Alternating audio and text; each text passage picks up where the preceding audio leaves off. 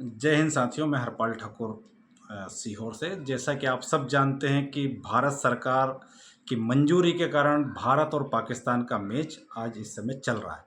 मैं दिन भर से सोच रहा था, क्योंकि हम अब तक जब भी देखते आए थे तो भाजपा और आरएसएस के लोग जो तथाकथित फर्जी राष्ट्रवादी अपने आप को कहते हैं, वो लोग अगर आज की वर्तमान परिस्थितियों में, जब पाकिस्तान के आतंकवादियों ने हमारे देश के 26 नागरिकों को धर्म पूछ के मारा, उनका अभी तक उस तरह से, फिर हमारे लोगों ने सेना ने ऑपरेशन सिंदूर चलाया, बहादुरी दिखाई और उसमें भी हमारा जो नुकसान हुआ, इन सब परिस्थितियों में आज भारत पाकिस्तान मैच की मंजूरी देने की भारत सरकार को क्या ज़रूरत पड़ गई थी।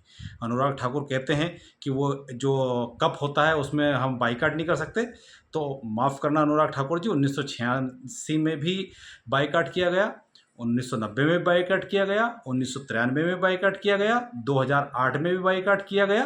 तो ऐसा नहीं है कि बाइकाट नहीं कर सकते, पर आश्चर्य की बात है और निर्णय करने की बारी अब देश के लोगों की है कि जब ये तथाकथित फर्जी राष्ट्रवादी भाजपा और आरएसएस के लोग देश के नाम पे झूठा हल्ला मचाने आए, तो इनको ये कहने की ज़रूरत है कि उस दिन आप कहाँ गए थे। क्यों आज ये भारत के प्रधानमंत्री नरेंद्र मोदी के मुर्दाबाद नहीं लगाते? चेयरमैन कौन है? अमित शाह का बेटा। वो अमित शाह का बेटा का चेयरमैन होने के बावजूद भी भारत पाकिस्तान के मैच की, क्रिकेट मैच की अनुमति देना एक तरह से भारत की संवेदनाओं को रोंदने जैसा कृत्य है। उन शहीद 26 परिवारों की संवेदना का अपमान है, हमारी सेना का अपमान है, देश का अपमान है और नरेंद्र मोदी की कायरता का प्रूफ है और भाजपा आरएसएस के दोगले चरित्र को उजागर करता हुआ ये आज का निर्णय है।